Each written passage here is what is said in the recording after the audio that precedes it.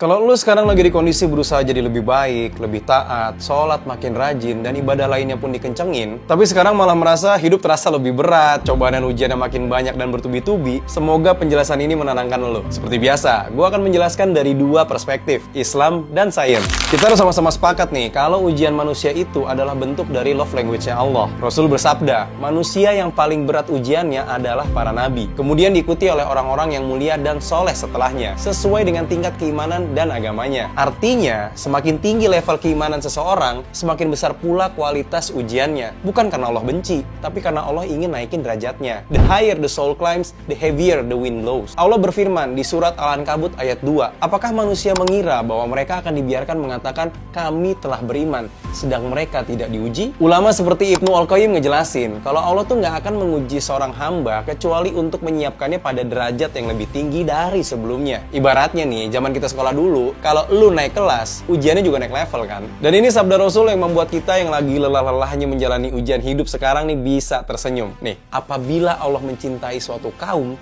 Dia menguji mereka. Hadis riwayat Ahmad dan Tirmizi. Allah tuh ingin ngedengar namanya dipanggil lebih sering oleh hamba yang dicintai. Kadang lewat air mata, bukan tawa. Karena pada momen itulah manusia paling jujur dalam doanya. Oke, sekarang dari sudut pandang sains juga menarik nih. Bagaimana kita ngelihat fenomena orang yang baik sering diuji berat. Dalam neuroscience, otak manusia tuh punya area yang bernama prefrontal cortex. Bagian otak yang mengatur logika, kesabaran, dan makna. Saat seseorang lagi ngadepin tekanan hidup tapi tetap menjaga arah berpikir positif dan spiritual, otak tuh justru berkembang lebih kuat. Penelitian nunjukin, kalau orang yang sering menghadapi tekanan hidup namun punya faith-based coping mechanism, atau cara bertahan lewat iman dan doa, memiliki tingkat resiliensi emosional yang lebih tinggi. Kortisol, si hormon stres nih, turun lebih cepat saat sholat dan zikir. Secara psikologis, manusia yang sering diuji tetapi tetap menjaga arah moral dan keyakinannya akan mengalami pertumbuhan pasca trauma, post-traumatic growth, lebih empatik, lebih tenang, dan lebih punya makna hidup yang jelas. Neurolog dan psikiater Viktor Frankl di dalam bukunya Man's Search for Meaning nemuin bahwa kalau orang yang punya makna spiritual terhadap penderitaannya akan mampu bertahan lebih kuat